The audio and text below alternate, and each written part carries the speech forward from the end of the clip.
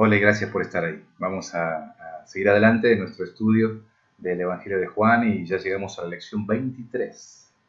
Lección 23 donde vamos a estudiar el capítulo 17 de Juan. En este caso vamos a ver los primeros 19 versículos. Juan capítulo 17 del 1 al 19. Y Dios mediante la lección 24 vamos a estudiar los versículos 20 al 26 del Evangelio de Juan en el capítulo 17. Este capítulo es muy importante, es la oración sacerdotal de Jesús. Es la oración que Jesús hace al final de su ministerio antes de ir a la cruz. Y es importante porque nos da la posibilidad, el privilegio de escuchar una comunicación entre el Padre y el Hijo. Si uno pudiera poner un micrófono ahí en la intimidad, tendríamos este tipo de conversación. Para que nos ubiquemos un poco en el contexto general, recuerden que Juan en el capítulo 1, en los primeros 18 versículos, hace una especie de resumen de lo que él quiere desarrollar. Y nos expresa, nos explica lo que él quiere tratar en su evangelio. Y luego a partir del versículo 19 del capítulo 1, comienza a desarrollar estos temas. Y entonces ahí vemos cómo él a través de los capítulos, a través del avance de la historia, va mostrando que Jesús es el Mesías. Entonces, a través de las señales, de los milagros en forma de señales que apuntan a la mesianidad de Jesús, los yo soy de Jesús también, las 7 señales, los 7 yo soy, nos muestran quién es Jesús. Y entonces también tenemos la oposición de parte del liderazgo religioso y cómo Juan la va mostrando a lo largo de los capítulos, llegando al capítulo 13, donde tenemos a partir del capítulo 13 hasta el capítulo 17, en la última noche de Jesús antes de ir a la cruz. En el aposento alto, esa cena íntima con sus discípulos, que ocupa una gran parte del Evangelio de Juan, todas las instrucciones que hemos venido estudiando, las instrucciones finales de Jesús a sus discípulos, y como un cierre de estas instrucciones tenemos esta oración, la oración de sacerdotal de Jesús en el capítulo 17. Terminando, ¿sí?, lo que es el tiempo ese en el aposento alto. En el capítulo 18, versículo 1, ustedes van a ver que dice que salieron de ahí. Es decir, que esto es probablemente todavía ahí en el aposento alto, ya quizá no en la mesa, porque salieron de ahí de la mesa, pero sí están en el aposento antes de salir y hace esta oración Jesús. Vamos a verlo. Capítulo 17 del Evangelio de Juan, versículo 1, dice así: Estas cosas habló Jesús y levantando los ojos al cielo dijo, y comienza la oración, ¿no? Entonces, estas cosas probablemente se refiera a toda la enseñanza, las instrucciones finales que él venía dando en estos capítulos anteriores en el aposento alto. Y luego dice que levantando los ojos al cielo. Y esto es muy significativo, ¿no? Es la conexión de Jesús con el Padre. Es una forma en que se acostumbraba a orar antes. Por ejemplo, el publicano, que tenía tanta vergüenza, dice Jesús que él no se atrevía a levantar los ojos al cielo, sino que se golpeaba el pecho y decía: sé propicio a mi pecador, en la parábola del publicano y del fariseo. En este caso Jesús levanta los ojos al cielo, en esta conexión con el Padre, y hace esta oración. Padre, la hora ha llegado, glorifica a tu Hijo para que también tu Hijo te glorifique a ti. Y esto nos muestra en primer lugar la intimidad del Padre con el Hijo. Padre es como se refiere a Dios. A lo largo del Evangelio podemos ver eso, ¿no? Como Él habla de Dios como su Padre. Y en este caso también dice Padre. Y otra cosa importante dice, la hora ha llegado. Tenemos varias referencias antes donde se expresa que la hora no había llegado. Y como no había llegado su hora, etcétera, etcétera. Acá sí, él entendió que ya la hora había llegado. ¿Cuál era esa hora que estaba llegando aquí, o que había llegado ya? Era la hora de ir a la cruz, de pagar el precio por los pecados de todos los hombres, de toda la humanidad. Era para lo que había venido. Juan, cuando vio, dijo: este es el Cordero de Dios, que quita el pecado del mundo. Así que había llegado la hora de terminar la misión que Dios, el Padre, le había encomendado al Hijo: dar la vida por muchos. La hora ha llegado. Y entonces el pedido del Hijo es: glorifica a tu Hijo, para que también tu Hijo te glorifique a ti. Fíjense, la gloria del Hijo es la gloria del Padre. Gloria es un término que significa, básicamente, o glorificar, significa honrar, significa reconocer, significa alabar y significa adorar. Todo esto está dentro de esa palabra, gloria, en el Nuevo Testamento. Entonces, cuando nosotros glorificamos a Dios, lo que estamos haciendo es honrando, es reconociendo quién es Él, es poniendo en el lugar que le corresponde, alabándolo, adorándolo. Todo esto es glorificar. Bueno, esto es lo que pide el Hijo, que mi Padre glorifique al Hijo, para que en esto también el Hijo lo glorifique a Él. Esa intimidad, Padre, Hijo, y ese pedido específico, no egoísta. Fíjense que no es egoísta, no es Señor mostrar a los otros quién soy yo, sino yo quiero glorificarte a través de esto. Y entonces versículo 2 dice, como le has dado potestad sobre toda carne, para que dé vida eterna a todos los que le diste. Qué importante es este versículo porque habla de la autoridad del Hijo para dar vida eterna. Dice que el Padre le ha dado la potestad, la autoridad, no sobre algunos, sino sobre toda carne. Es el Hijo el que puede dar vida, para dar vida eterna. Vida eterna. La vida de Dios, eso es vida eterna, vida de Dios. A todos los que le diste. No hay ningún lugar, no hay ninguna persona a la cual Jesús no le pueda dar vida. Él tiene el poder para dar vida a quien sea. Es cierto que no todos tienen la vida, pero no es porque la obra de Jesús no los puede alcanzar. Tiene que ver con el rechazo de este regalo, pero la salvación de Jesús es para toda carne, disponible. Jesús puede dar vida. Toda potestad me ha sido dada en el cielo y en la tierra, dice Mateo. En Mateo 18 tenemos esa expresión de Jesús. Así que Jesús tiene autoridad para impartir vida eterna. Versículo 3. Y esta es la vida eterna. Que te conozcan a ti, el único Dios verdadero, y a Jesucristo, a quien has enviado. Fíjense qué interesante, porque la vida eterna aquí se conecta con intimidad, relación, vínculo. La expresión es conocer, que te conozcan. Este conocer no es una actividad intelectual, tiene que ver con una experiencia personal. Y esa es la vida eterna. La vida de Dios es una vida de comunión con Dios y con Jesucristo, con Padre e Hijo. Esta es la vida eterna, que te conozcan, que tengan una experiencia de intimidad contigo y con Jesucristo, quien fue enviado por el único Dios verdadero, como dice aquí, ¿no? Entonces es una intimidad con la deidad, con el Señor. Es interesante esto, ¿no? Porque vida eterna a veces nosotros pensamos que es algo que nunca se acaba. Pero aquí no está hablando de cantidad, de tiempo de vida, sino de calidad. ¿Cuál es la calidad de la vida? Es la vida eterna, es la vida de conocer a Dios. Y es obviamente algo que se va desarrollando, no es de una vez para siempre. Es como la relación del matrimonio. Cuando una pareja se casa, comienza un proceso de conocerse. Y a medida que pasan los años, cada vez vamos conociendo más profundamente al otro. Eso es el conocimiento por experiencia, y eso es de lo que está hablando aquí Jesucristo. El versículo 4 dice, yo te he glorificado en la tierra, he acabado la obra que me diste que hiciese. Y ahora pues, Padre, glorifícame tú al lado tuyo con aquella gloria que tuve antes que el mundo fuese. Entonces, ¿qué es glorificar a Dios? Cuando nosotros hablamos de glorificar a Dios, dice, yo te he glorificado porque he acabado la obra que me diste que hiciese. Dice Jesús, yo te di gloria porque te obedecí.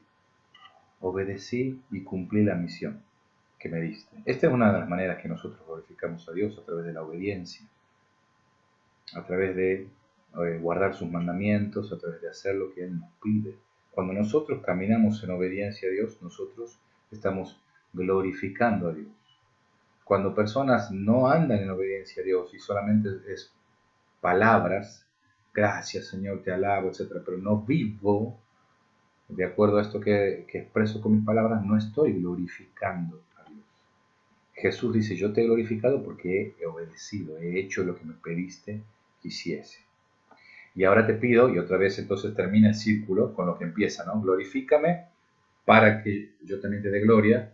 Y acá termina diciendo, yo te di gloria obedeciendo, ahora glorifícame a mí al lado tuyo. Es decir, esta glorificación abarca como una idea general, no solamente de la cruz, sino la resurrección, la ascensión, es decir, volver de nuevo esa gloria velada que tenía Jesús mientras estuvo acá en la tierra, este vaciamiento, como dice Filipenses 2, ¿no? Es el ocultamiento de esta gloria para poder cumplir la misión.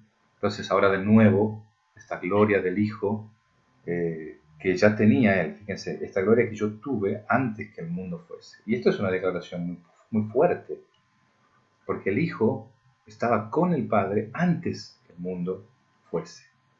El Hijo no es una creación del Padre, el Hijo coexiste eternamente con el Padre. Y ellos estaban ahí en el seno trinitario planificando la creación y el plan de redención también. Bueno, eso que Jesús tenía, la segunda persona de la Trinidad, antes de la misma creación, es algo que Jesús le pide que le devuelva, que vuelva a tener esa gloria del Hijo. Este es el pedido del Hijo, ¿no? Es que otra vez se vuelva a esa gloria que tenía antes. Y ahí tenemos entonces en los primeros 5 versículos una oración por sí mismo. Es una especie de rendición de cuentas también con el Padre, donde dice yo he acabado y bueno, ahora termina, por favor Padre, esta obra que estás llevando adelante a través de mí, conmigo. Y luego pasa, en el versículo 6, sale, digamos, de esta intimidad de padre-hijo y comienza a orar por los discípulos. Vamos a ver esto, muy interesante. Lo que nosotros vemos, y voy adelantando desde ya, es lo que está pidiendo es protección para los discípulos. Vamos a leer el versículo 6. He manifestado tu nombre a los hombres que del mundo me diste. Tuyos eran y me los diste y han guardado tu palabra. Qué importante esto, ¿no? Dice, yo he manifestado tu nombre. Jesucristo ha revelado a Dios, a los hombres. Este es un privilegio que podemos disfrutar, que disfrutaron los discípulos de manera directa y que nosotros disfrutamos. Dios, habiendo hablado de muchas maneras en otros tiempos, en esos tiempos últimos ha hablado por el Hijo. Y esta es la revelación máxima de Dios. Nosotros podemos conocer mucho más de Dios que cualquier otras personas que vieron antes de Jesús, porque Jesús ha revelado y manifestado tu nombre, como dice acá el texto. Cuando habla de nombre, habla del ser. Nombre en nosotros es una etiqueta que le ponemos a las personas, pero en el contexto bíblico nombre habla de carácter. Entonces cuando habla de manifestar tu nombre, habla de manifestar tu persona, tu ser, tu carácter, quién eres. Y dice que Él ha manifestado eso a los hombres que del mundo Dios el Padre le dio. Eran tuyos y me los diste y han guardado tu palabra. Qué lindo. Somos suyos, ¿no? Eso es lo que dice. Somos de Él. Y es interesante porque la Biblia dice esto, ¿no? En Corintios. Hemos sido comprados por precio. Hay un hermoso himno antiguo que dice, ahora soy de Cristo y mío también es Él. Esto es lo que nosotros vemos aquí en la palabra de Dios. Versículo 7. Ahora han conocido que todas las cosas que me has dado proceden de ti. Ahora han conocido, versículo 7, que todas las cosas que me has dado proceden de ti. Esto es muy importante. Es muy importante. Porque está hablando de que todas las cosas vienen del mismo Padre. Es decir, Dios, el Padre, se manifiesta a través del Hijo. Podemos conocer al Padre porque conocemos al Hijo. Y un detalle del 6 que me ha quedado ahí colgado es, han guardado tu palabra. Qué interesante. Han guardado tu palabra. Esta característica. Hemos guardado la palabra de Dios. Esta es una característica de un discípulo de Jesucristo. Es alguien que guarda, que obedece la palabra de Dios. Versículo 8. Porque las palabras que me diste les he dado y ellos las recibieron y han conocido verdaderamente que salí de ti y han creído que tú me enviaste. Es esta experiencia del creyente de poder conocer verdaderamente. Es una experiencia profunda de conocimiento del Hijo y del Padre. Y acá es las palabras, otra vez, ¿no? Las palabras que me diste les he dado. Y ellos las recibieron. Las recibieron. Versículo 9. Yo ruego por ellos. No ruego por el mundo, sino por lo que me diste, porque tuyos son. Y todo lo mío es tuyo y lo tuyo mío, y he sido glorificado en ellos. He sido glorificado en ellos. Nosotros glorificamos a Cristo, los seguidores, bueno, los discípulos en este caso, y lo podemos aplicar en general, nosotros le damos la gloria a Cristo. Eso es algo tremendo. Nosotros manifestamos con nuestras vidas, con la obediencia a Dios, manifestamos a Dios a otros. Somos unas cartas leídas por todos, como dice la palabra de Dios. Es un olor fragante, un olor grato que podemos dar a otros, aquellos que vivimos en obediencia al Señor Jesús. Y dice, muy interesante aquí, no ruego por el mundo. Él no está rogando por el mundo en el sentido de las personas en general, sino por lo que son de Él, de Jesucristo. Yo ruego por ellos, no ruego por el mundo, sino por los que me diste, porque tuyos son, y he sido glorificado en ellos. Fíjense que, ¿por qué hace este pedido Jesús? ¿Por qué pide por los suyos? Ya no estoy en el mundo, mas estos están en el mundo y yo voy a ti. Padre Santo, a los que me has dado, guárdalos en tu nombre, para que sean uno, así como nosotros. Qué interesante este versículo. Te estoy pidiendo, Padre, porque ya no voy a estar con ellos. Me voy a ir a ti. Entonces quiero que los guardes, que los protejas. Y entonces en este pedido hay dos cosas, no sé si se dieron cuenta. Por un lado la protección, pero por otro lado la unidad. Fíjense que dice, guárdalos en tu nombre para que sean uno. Protégelos con el objetivo de que ellos sean uno. Unidad, unidad. Y acá está el tema, uno de los temas centrales de esta oración sacerdotal, que es la unidad de los hijos de Dios. Después en la segunda parte, en el estudio que vamos a hacer, en la lección 24, vamos a profundizar esto, pero de ya podemos ver que aquí el pedido es de unidad, para que sean uno. Y fíjense qué tipo de unidad espera de los suyos, de los discípulos de Jesús. Como nosotros, dice el versículo 11. Ese tipo de unidad que tiene el Padre con el Hijo, y uno dice, wow, qué estándar, ¿no? Qué desafío, qué meta.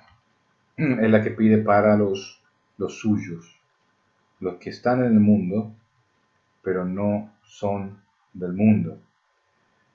Cuando, versículo 12, estaba con ellos en el mundo, yo los guardaba en tu nombre.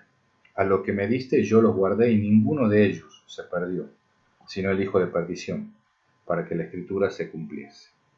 Cuando estaba Jesús, Él guardaba, Él cuidaba, pero ahora pide al Padre porque Él se va.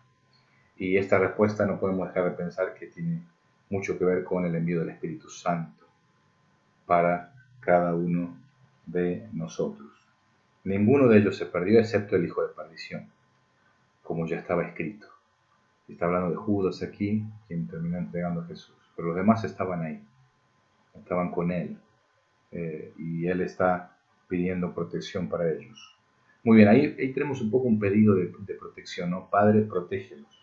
Pero es interesante porque el versículo 13 dice, pero ahora voy a ti y hablo esto en el mundo para que tengan mi gozo cumplido en sí mismos. Acá hay otro elemento. Además de la protección es el gozo, el gozo. Ahora voy a ti, hablo esto en el mundo para que tengan mi gozo cumplido en sí mismos. Una de las cosas que Dios nos da es gozo. Y este gozo no depende de las circunstancias. Es un gozo que viene de arriba, es sobrenatural. Y quizás por eso ese privilegio que el creyente tenga se convierte también en un mandato. Hay un mandato para el creyente. Filipenses, capítulo 4, regocijaos en el Señor siempre. Otra vez digo regocijaos. El gozo es un mandato y es un privilegio también que podemos tener. Es la seguridad, la alegría de saber que somos amados profundamente por Dios y que no hay ninguna circunstancia que pueda separarnos de ese amor. No hay nada ni nadie que nos pueda separar de su amor, de ese amor, y eso provoca mucho gozo. Entonces, el gozo cumplido, eso es lo que estaba acá pidiendo Jesús. Versículo 14. Yo les he dado tu palabra y el mundo los aborreció, porque no son del mundo, como tampoco yo soy del mundo. Yo les he dado tu palabra y el mundo los aborreció. Otra vez, esto que hemos visto también anteriormente, ¿no? El permanecer en Jesús para ser unos, pero por otro lado la oposición de aquellos que no pertenecen al reino de Dios. El mundo los aborreció, dice acá, porque no son del mundo. No son del mundo. El creyente no es del mundo. Vivimos en este mundo, pero no somos de este mundo. Y entonces, los que son de este mundo, los que no pertenecen al reino de Dios, aborrecen, odian. ¿Por qué? Porque la luz incomoda a la oscuridad. Porque todo lo que se hace en la oscuridad, cuando viene la luz, es manifiesto. Y esto no agrada al mundo. Entonces el mundo los aborreció porque no son del mundo, porque Jesús tampoco del mundo. Y el versículo 15 dice, no ruego que los quites del mundo, sino que los guardes del mal. Fíjense que el hecho de que no seamos del mundo no significa que tenemos que aislarnos. No hay una justificación ahí para volvernos ermitaños e irnos a conventos y alejarnos del mundo. Jesús mismo aclara aquí, dice, yo no ruego que los quites del mundo, sino que los guardes del mal, que los protejas. Ese es el pedido de Jesús. Y cada vez que nosotros nos aislamos del mundo, con el argumento de que no somos del mundo, no estamos entendiendo bien lo que Jesús está pidiendo. Jesús está pidiendo a sus discípulos que sigan viviendo en el mundo, pero como si no fuesen del mundo, porque no somos del mundo. Entonces no ruego que los quites del mundo, sino que los guardes del mal. No son del mundo, como tampoco yo soy del mundo. Santifícalos en tu verdad. Tu palabra es verdad. Versículo 17. Y esto es para recuadrarlo, enmarcarlo, hacer un cartel y tenerlo ahí cerca para verlo. Santifícalos. Santificar en la Biblia literalmente significa apartado. Algo santo es algo apartado.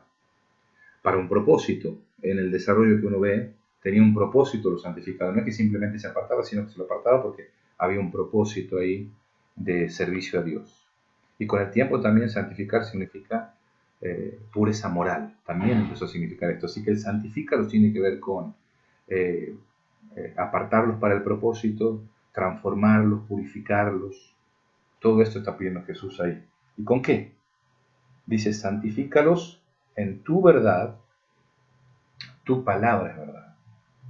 Tu palabra es verdad. Santifícalos en la verdad. Las cosas que nos transforman realmente es la verdad. Es la verdad.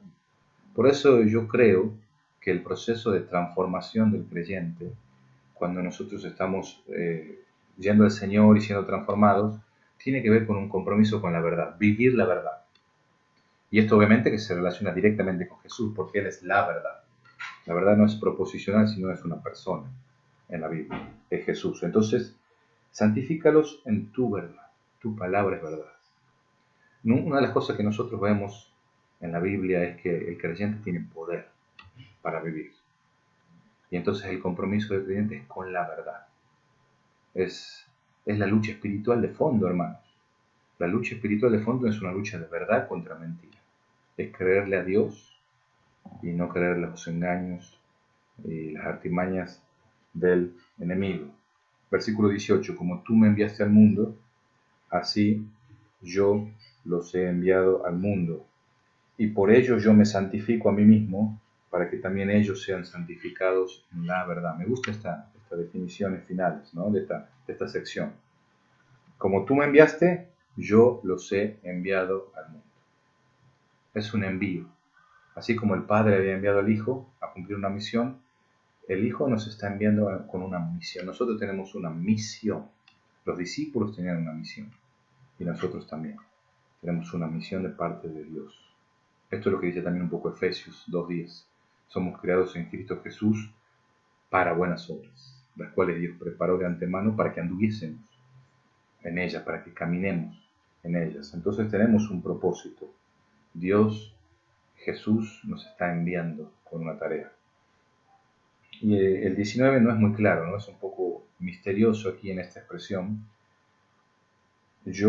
Y por ello yo me santifico a mí mismo. ¿Qué significa esto? Y por ello yo me santifico a mí mismo. Fíjense otra traducción, la Nueva Traducción Viviente, quizá nos aclare un poco el concepto.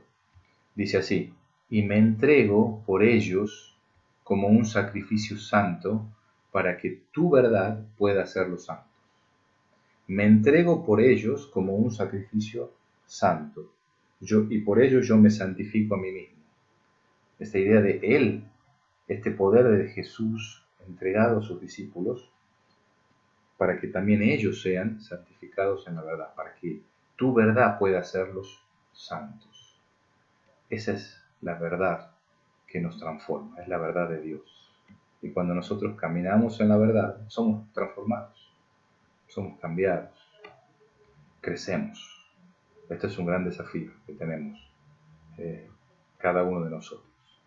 Así que vamos a pensar, vamos a meditar en estas cosas, vamos a meditar en las cosas específicas que Jesús pide por Él y por los discípulos, y también cómo eso afecta en las relaciones de los discípulos entre ellos, la identidad propia de cada uno y cómo lo podemos aplicar a nuestras vidas.